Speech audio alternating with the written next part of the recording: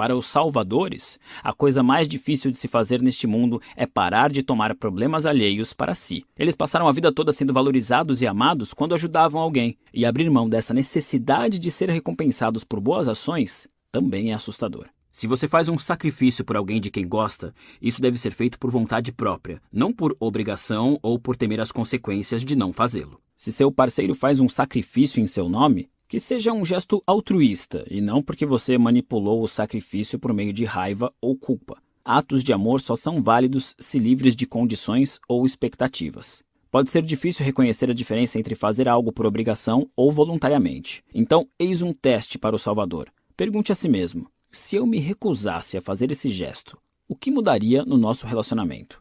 Para a vítima, a pergunta seria: se meu parceiro se recusasse a fazer algo por mim, o que mudaria no nosso relacionamento? Se a resposta é que a recusa causaria uma explosão de drama e pratos quebrados, é mau sinal. Isso sugere que seu relacionamento é condicional, ou seja, baseado em uma troca de benefícios superficiais, não em uma aceitação incondicional mútua, o que inclui aceitar os problemas um do outro. Pessoas com limites fortes não têm medo de chiliques, discussões ou tristeza. Pessoas com limites fracos morrem de medo dessas coisas e sempre moldarão o próprio comportamento para se adequar aos altos e baixos da montanha-russa emocional do relacionamento. Pessoas com limites fortes entendem que não é razoável esperar que duas pessoas cedam 100% e satisfaçam todas as necessidades uma da outra.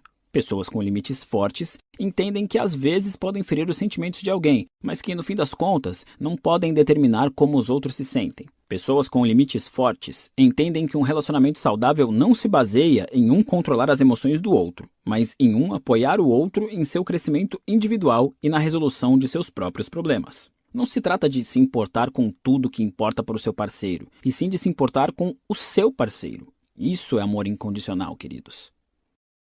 Faixa 4. Como construir confiança.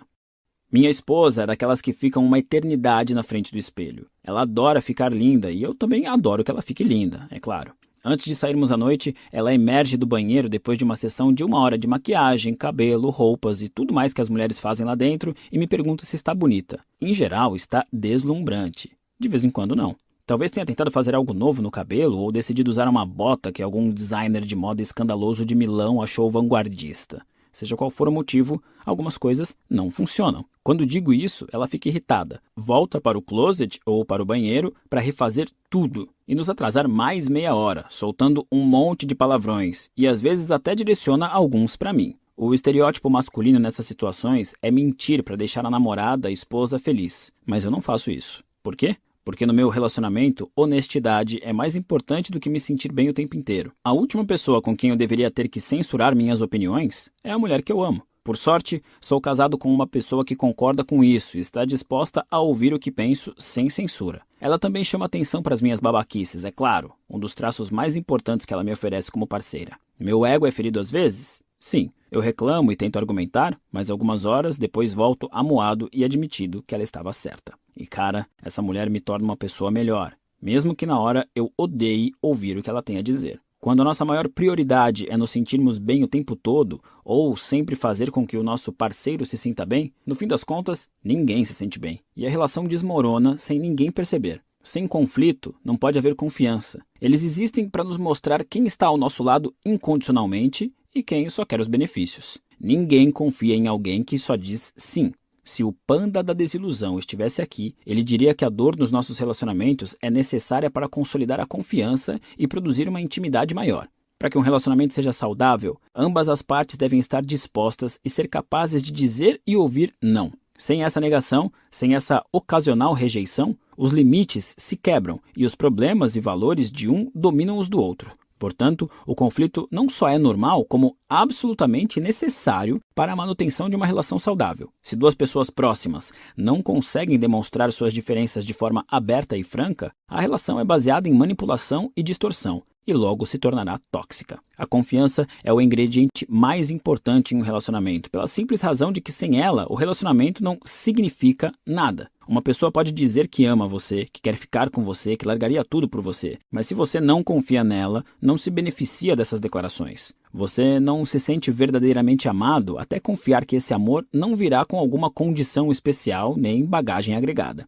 Esse é o fator mais destrutivo na traição. Não é só o sexo, mas a confiança que foi destruída com ele. Sem confiança, o relacionamento não tem mais como funcionar. Nesse ponto, é preciso reconstruí-la ou dizer adeus. Sempre recebo e-mails de gente que foi traída pela pessoa amada, mas quer continuar com o parceiro e está se perguntando como voltar a confiar nele. Sem confiança, dizem essas pessoas, o relacionamento começou a parecer um fardo, uma ameaça que deve ser monitorada e questionada, e não desfrutada. O problema é que a maioria das pessoas que é pega traindo pede desculpa, usa o famoso "isso nunca mais vai acontecer" e pronto. É como se órgãos sexuais estivessem sempre se chocando por acidente. Muitos traídos aceitam essa resposta logo de cara e não questionam os valores e o que realmente importa para seu parceiro. Não se perguntam se esses fatores fazem valer a pena ficar com ele. Estão tão preocupadas em manter o relacionamento que não reconhecem que ele se tornou um buraco negro que consome seu amor próprio. Se as pessoas traem, é porque algo além do relacionamento é mais importante para elas. Pode ser o poder que exercem sobre os outros, pode ser a necessidade de autoafirmação através do sexo, pode ser a entrega aos próprios impulsos. Seja o que for,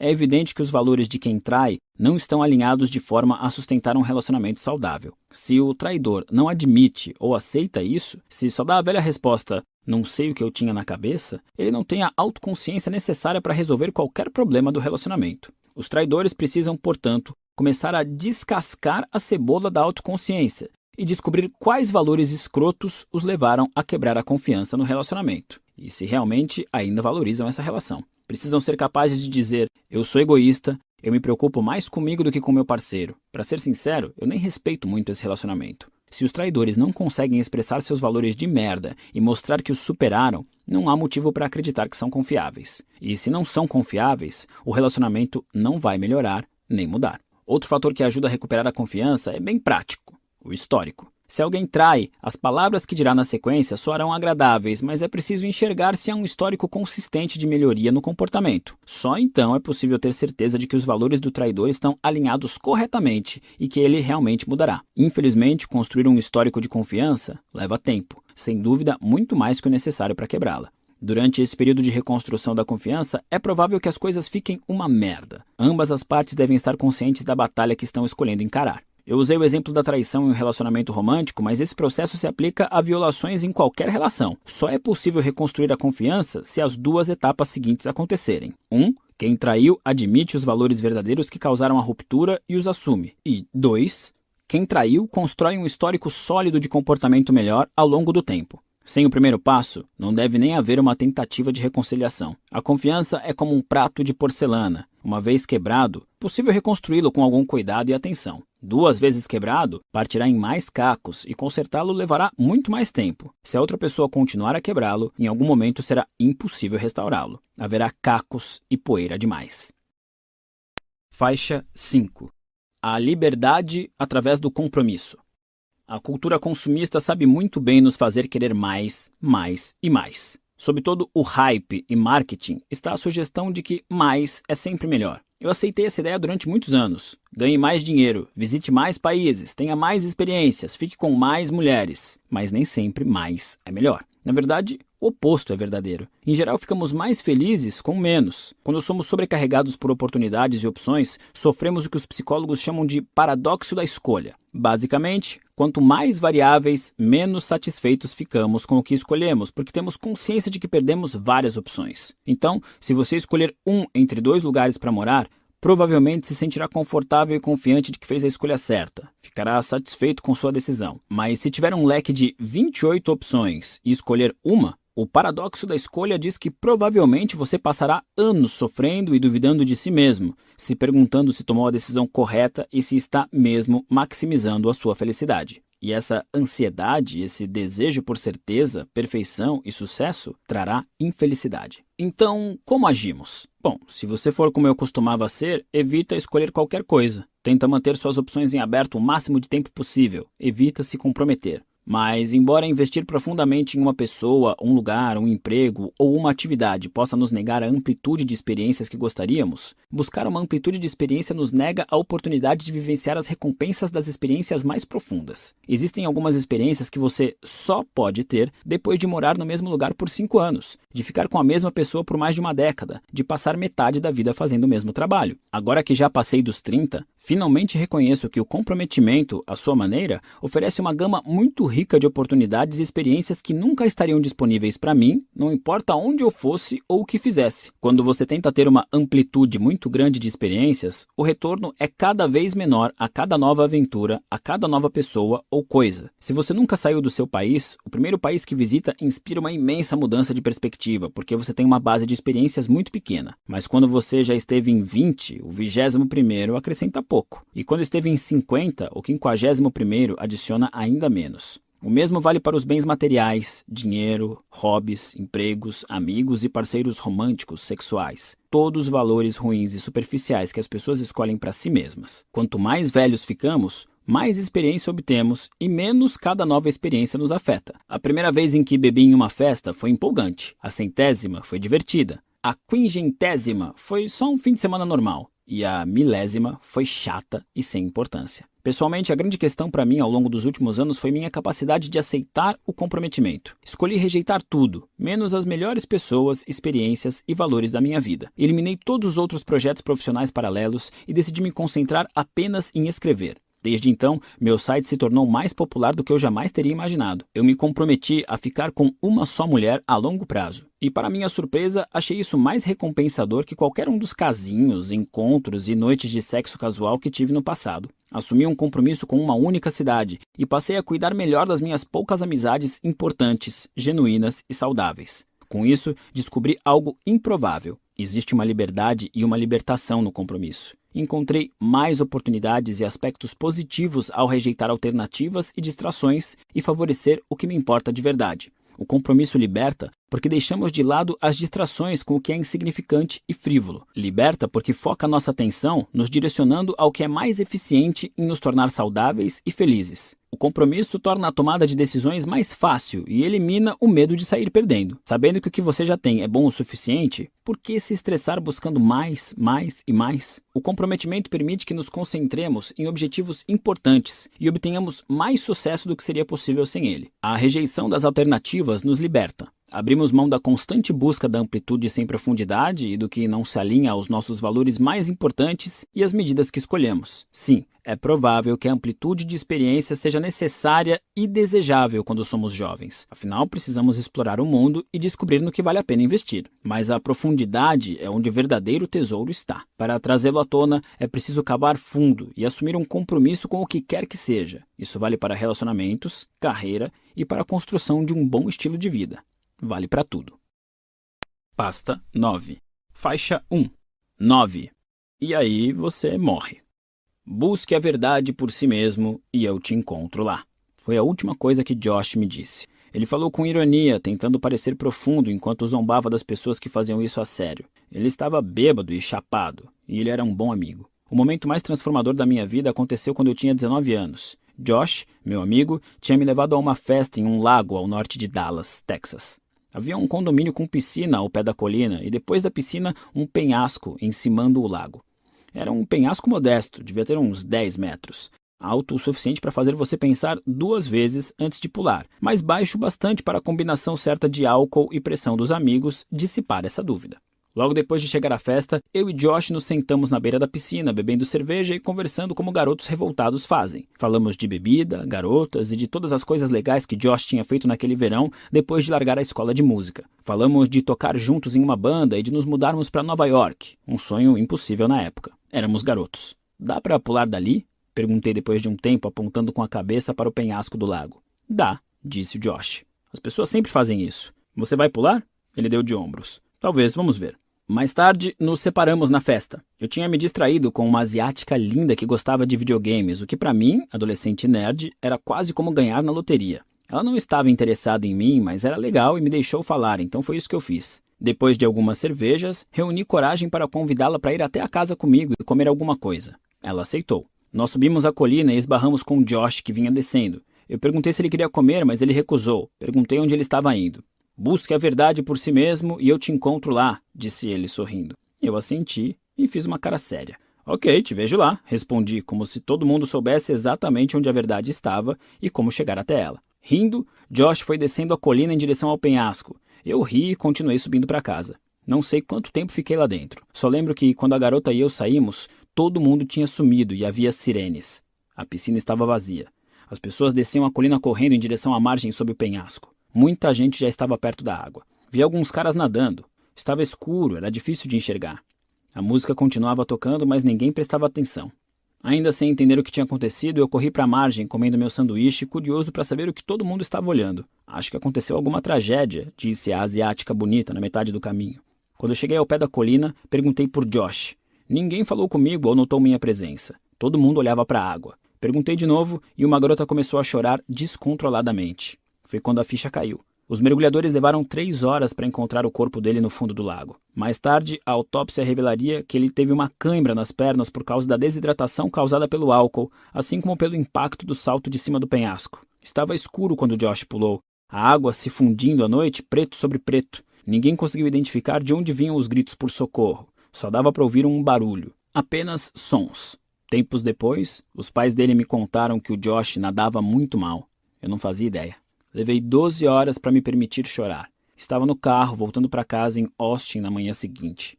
Telefonei para o meu pai e disse que ainda estava perto de Dallas e que ia faltar ao trabalho.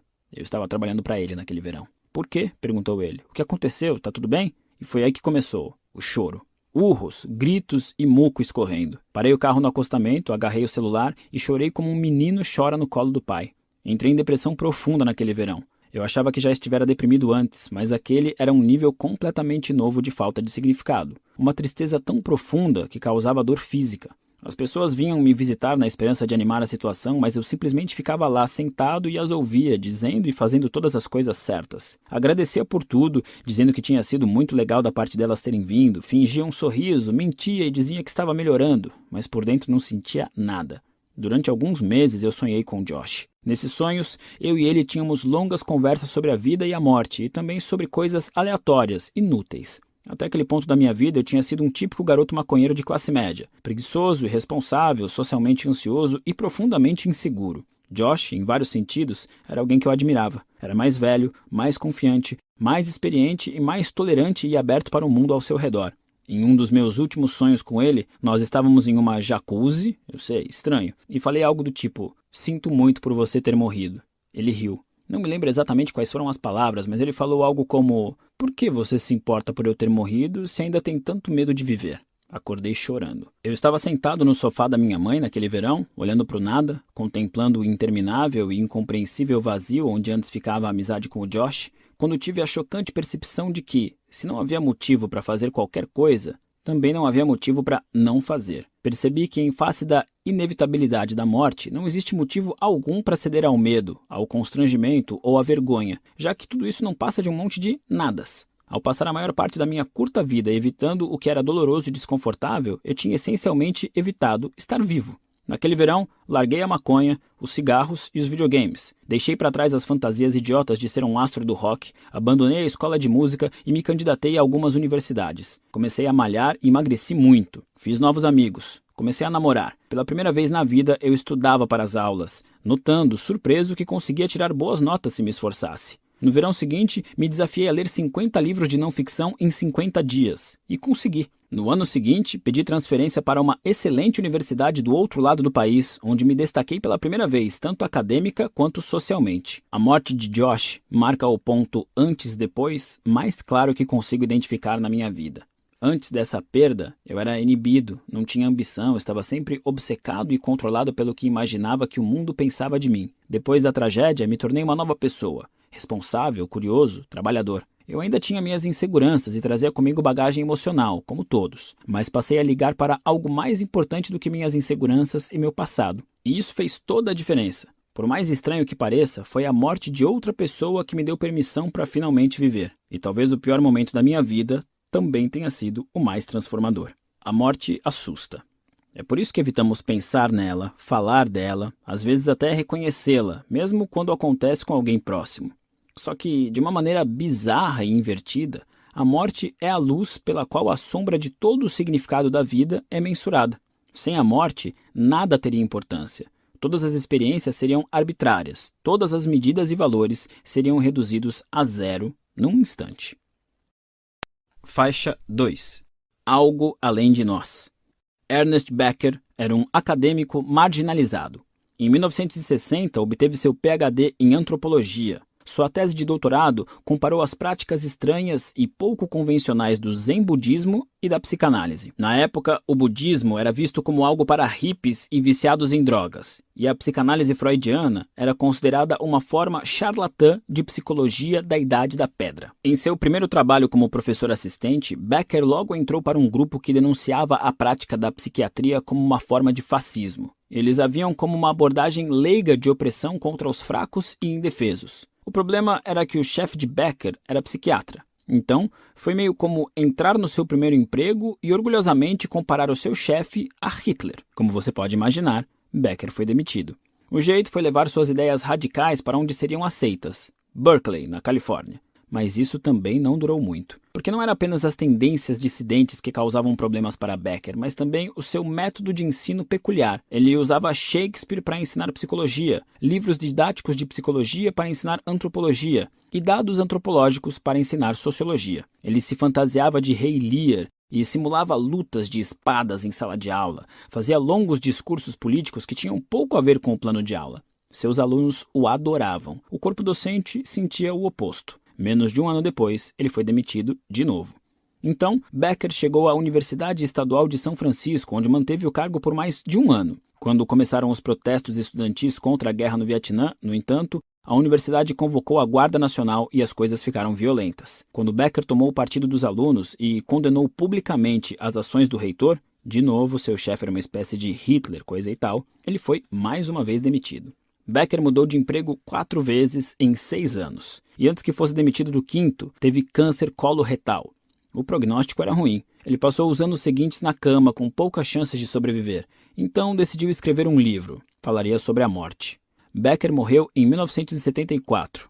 A Negação da Morte ganhou o prêmio Pulitzer e se tornou uma das obras intelectuais mais influentes do século XX, abalando os campos da psicologia e da antropologia, ao mesmo tempo fazendo profundas afirmações filosóficas que continuam relevantes hoje em dia.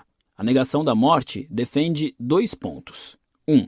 Os seres humanos são os únicos animais capazes de formar conceitos e pensar sobre si mesmos de maneira abstrata. Cachorros não ficam se preocupando com a carreira. Gatos não pensam em seus erros do passado, nem se perguntam o que teria acontecido se tivessem feito algo diferente. Macacos não discutem as possibilidades do futuro, assim como peixes não ficam por aí questionando se os outros peixes gostariam mais deles caso tivessem barbatanas mais longas. Nós, humanos, somos abençoados com a capacidade de nos imaginar em situações hipotéticas, contemplar tanto passado quanto futuro, imaginar outras realidades ou situações em que as coisas poderiam ser diferentes. E é por causa dessa habilidade mental única, diz Becker, que todos nós, em algum momento, tomamos conhecimento da inevitabilidade da própria morte. Como somos capazes de imaginar versões alternativas da realidade, também somos a única espécie que consegue imaginar uma realidade da qual não fazemos parte. Essa percepção causa o que Becker chama de pavor da morte, uma profunda ansiedade existencial que serve de base para tudo que pensamos e fazemos. 2. O segundo ponto de Becker começa com a premissa de que temos 2 eus. O primeiro é o eu físico, aquele que come, dorme, ronca e faz cocô. O segundo é o eu conceitual, a nossa identidade ou a forma como nos vemos. O argumento de Becker é o seguinte: todos sabemos que o eu físico vai acabar morrendo e que a morte é inevitável, e essa inevitabilidade, em algum nível inconsciente, nos mata de medo. Portanto, para compensar o medo da inevitável perda do eu físico, tentamos construir um eu conceitual que viverá para sempre. É por isso que as pessoas se esforçam tanto para colocar o seu nome em prédios, estátuas e lombadas de livros. É por isso que nos sentimos impelidos a dedicar tanto tempo aos outros, especialmente às crianças, na esperança de que a nossa influência, o nosso eu conceitual, dure muito mais que o físico, na esperança de que seremos lembrados, reverenciados e idolatrados muito depois que o nosso eu físico deixar de existir. Becker chamou esses esforços de nossos projetos de imortalidade. Aqueles que permitem que o eu conceitual continue vivo muito depois da nossa morte física. Toda a civilização humana, diz ele, é basicamente o resultado de inúmeros projetos de imortalidade. Cidades, governos, estruturas e autoridades que existem até hoje já foram projetos de imortalidade de mulheres e homens que vieram antes de nós. São o que restou de seres conceituais que não morreram. Nomes como Jesus, Maomé, Napoleão e Shakespeare são tão poderosos hoje quanto eram quando essas pessoas estavam vivas, se não mais. E esse é o objetivo principal. Seja ao dominar uma forma de arte, conquistar uma nova terra, obter riquezas ou simplesmente ter uma família grande e amorosa que continuará a existir por gerações. Todo o significado da vida humana é moldado por esse desejo inato de nunca morrer. Religião, política, esportes, arte e inovações tecnológicas são o resultado dos projetos de imortalidade das pessoas. Becker argumenta que guerras, revoluções e genocídios ocorrem quando os projetos de imortalidade de um grupo de pessoas colidem com os de outro. Séculos de opressão e o derramamento de sangue de milhões de pessoas foram justificados como sendo uma defesa de projeto de imortalidade de um grupo em detrimento do outro. Mas quando os nossos projetos de imortalidade fracassam, quando o significado se perde, quando a perspectiva de que o nosso eu conceitual sobreviva ao físico não parece mais provável ou possível, o pavor da morte, essa ansiedade horrível e deprimente, volta. Isso pode ser causado por um trauma ou por vergonha e ridicularização social. E também, como assinala Becker, por uma doença mental. Caso ainda não tenha percebido, nossos projetos de imortalidade são os valores. Eles são o barômetro do significado e do valor da vida. Quando esses valores falham, nós também falhamos, em termos psicológicos. O que Becker diz, em resumo, é que o medo impulsiona as pessoas a se importarem demais, porque se importar com alguma coisa é a única forma de se distrair da realidade implacável da morte. E estar pouco se fudendo para tudo é alcançar um estado quase espiritual de aceitação da efemeridade da própria existência. Nessa condição, é muito menos provável ser dominado por várias formas de arrogância. Mais tarde, em seu leito de morte, Becker teve uma percepção surpreendente. Os projetos de imortalidade das pessoas eram o problema, não a solução. Em vez de tentar impor muitas vezes à força seu eu conceitual ao mundo, as pessoas deveriam questionar esse eu e se sentir mais à vontade com a realidade da morte. Becker chamou isso de o antídoto amargo e tentou ele mesmo aceitá-lo enquanto contemplava o próprio fim. Embora a morte seja ruim, ela é inevitável. Então não devemos evitar essa verdade, e sim aceitá-la da melhor forma que pudermos. Porque quando nos sentimos confortáveis com o fato de que vamos morrer, o terror essencial e a ansiedade subjacente que motivam todas as ambições frívolas da vida, podemos escolher nossos valores mais livremente, sem as restrições causadas por uma busca ilógica pela imortalidade, ficando assim liberados de perigosas visões dogmáticas. Faixa 3. O lado bom da morte. Avanço de pedra em pedra, subindo com passos firmes, com os músculos das pernas tensos e doloridos. Naquele estado de quase transe, derivado de um esforço físico lento e repetitivo, vou chegando ao topo. O céu parece grande e profundo. Estou sozinho agora. Meus amigos estão muito abaixo de mim, tirando fotos do mar. Finalmente ultrapasso uma rocha e a vista se abre. Dá para ver até o horizonte infinito. É como se eu estivesse na borda da terra, onde a água encosta no céu azul sobre azul. O vento sopra forte em minha pele. Eu olho para cima. É claro, é lindo. Estou no Cabo da Boa Esperança, na África do Sul, antes considerado a ponta meridional da África e o ponto mais ao sul do mundo. É um lugar violento, cheio de tempestades e águas traiçoeiras. Um lugar que viu séculos de tráfico, comércio e esforço humanos. Um lugar, ironicamente, de esperanças perdidas. Quando dizemos que alguém está dobrando o Cabo da Boa Esperança, ironicamente, isso significa que a vida dessa pessoa está em sua fase final, que ela não tem mais como realizar nada. Eu ultrapasso as pedras em direção ao azul, deixando a vastidão engolfar o meu campo de visão. Estou suando, mas sinto frio. Empolgado, mas nervoso. É isso? O vento bate contra os meus ouvidos. Não escuto nada, mas vejo a borda, onde a pedra encontra o nada. Paro e fico ali por um instante, a vários metros de distância. Vejo o mar lá embaixo, batendo e espumando contra os penhascos que se estendem por quilômetros de ambos os lados. As marés se chocam furiosas contra as paredes impenetráveis. Bem à frente, a queda é de no mínimo 50 metros até a água. Lá embaixo, à minha direita, turistas pontilham a paisagem, tirando fotos e se juntando em formações quase como um formigueiro. À minha esquerda está a Ásia. Diante de mim, o céu. E atrás está tudo que já sonhei e trouxe comigo. E se for isso? E se isso for tudo que existe? Eu olho em volta. Estou sozinho. Dou o primeiro passo em direção ao penhasco. O corpo humano parece vir equipado com um radar natural para situações que envolvem risco de morte. Por exemplo, no instante que você chega a uns 3 metros da borda de um penhasco sem proteção, certa tensão começa a percorrer o seu corpo. Suas costas se enrijecem, sua pele se arrepia. Seus olhos ficam hiperfocados em cada detalhe do ambiente. Parece que seus pés são feitos de pedra. É como se houvesse um grande ímã invisível puxando seu corpo de volta para a segurança. Mas eu luto contra o ímã. Arrasto meus pés pesados para mais perto da borda. A 1,5 metros de distância, a mente se junta à festa. Agora dá para ver não só a borda do penhasco, mas o próprio penhasco, o que induz todo tipo de visualizações indesejadas de tropeções e queda e de se precipitar para uma morte catastrófica. É alto pra cacete, a sua mente ressalta. Tipo, alto pra cacete mesmo. Cara, o que você tá fazendo? Para, volta! Manda o meu cérebro calar a boca e continua avançando.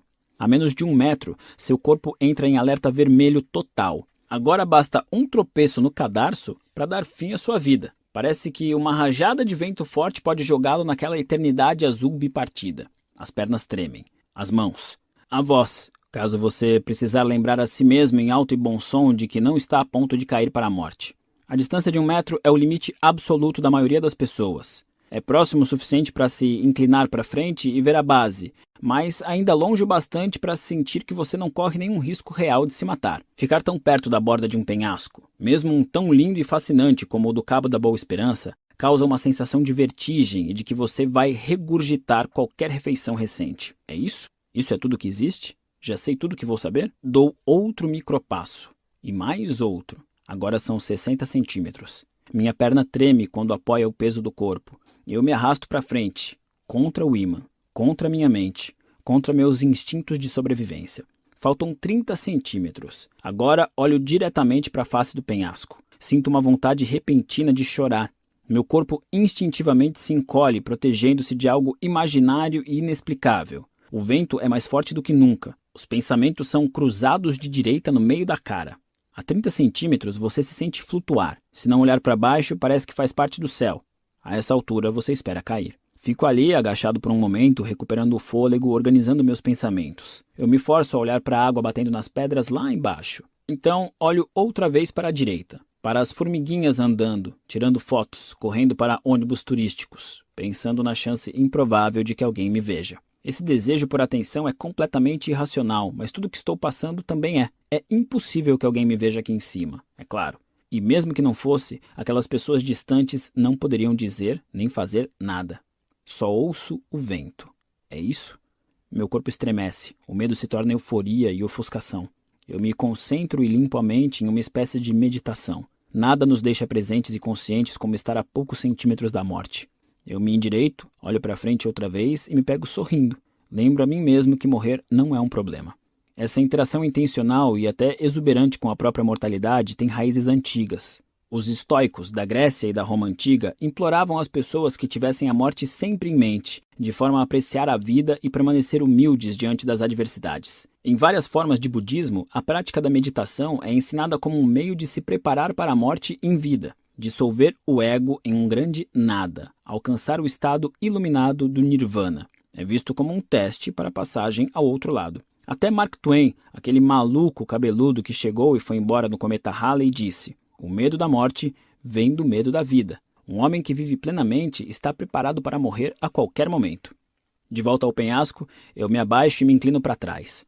Coloco as mãos no chão atrás de mim e me sento lentamente. Depois passo uma perna pela borda do penhasco. Há uma pequena protuberância na lateral. Apoio o pé nela. Então passo outro pé pela borda e apoio na mesma pedra. Fico ali, sentado por um tempo, apoiado nas palmas das mãos, o vento bagunçando meu cabelo. Agora a ansiedade é suportável, desde que eu permaneça focado no horizonte.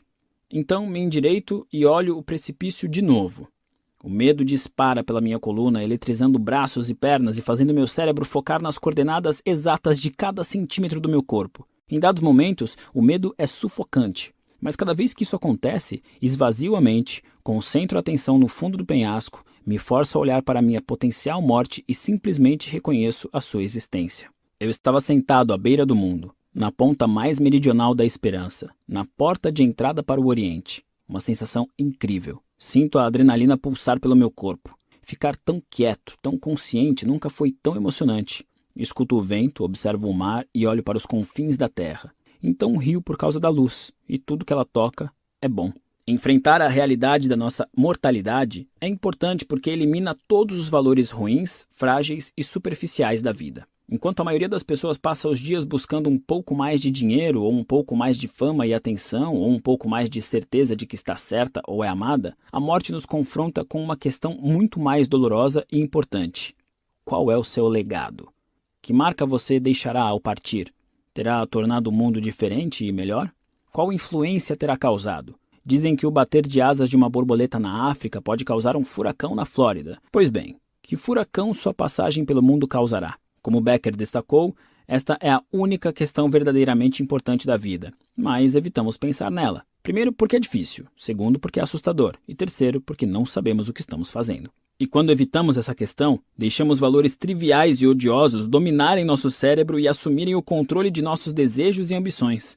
Se não reconhecemos o olhar sempre presente da morte, o superficial parece importante e o importante parece superficial. A morte é nossa única certeza. Portanto, deve ser a bússola pela qual orientamos todos os nossos valores e decisões. A morte é a resposta certa para todas as perguntas que devemos fazer, mas nunca fazemos. O único jeito de se sentir confortável com ela é se ver como algo maior que você mesmo. Escolher valores que não servem só aos seus interesses, valores que sejam simples, imediatos, controláveis e tolerantes ao mundo caótico que os rodeia. Essa é a raiz da felicidade. Esteja você dando ouvidos ao que diz Aristóteles, os psicólogos de Harvard, Jesus Cristo ou os Beatles, todos pregam que a felicidade advém da mesma coisa.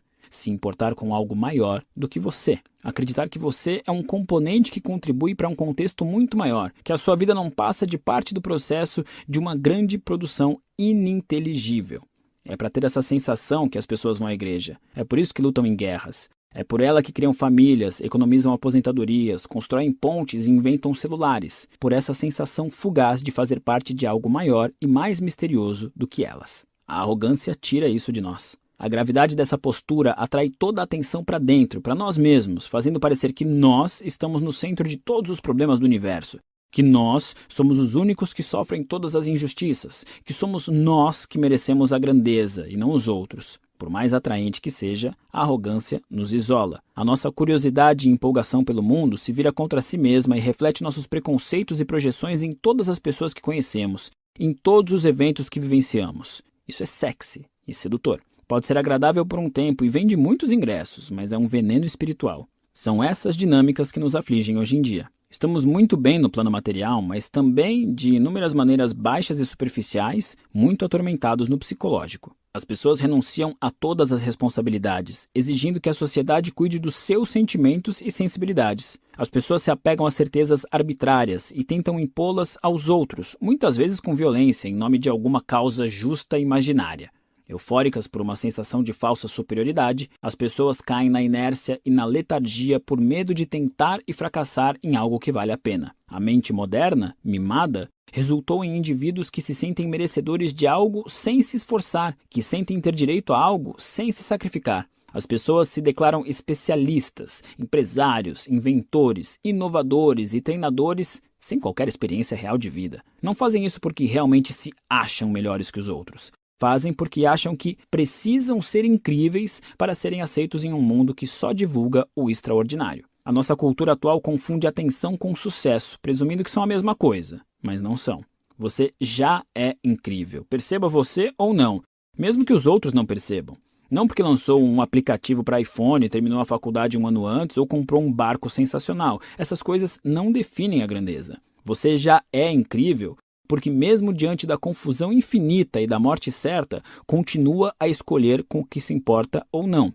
Esse simples fato, essa simples maneira de escolher quais serão seus valores na vida, já faz de você um indivíduo lindo, já o torna bem-sucedido e já o torna amado, mesmo que você não perceba, mesmo que esteja dormindo na sarjeta e morrendo de fome. Você também vai morrer, mas só porque teve a sorte de viver. Pode não sentir isso agora, mas experimente ficar na beira de um penhasco algum dia e talvez consiga.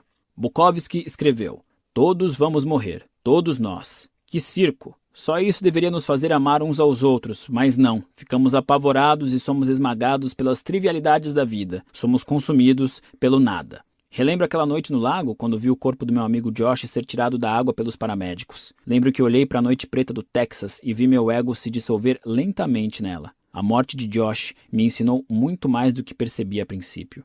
Sim, me ajudou a aproveitar o dia, a assumir a responsabilidade pelas minhas escolhas e a buscar meus sonhos com menos vergonha e inibição. Mas essas foram consequências de uma lição mais profunda e fundamental, que foi a seguinte: não há nada a temer, nunca.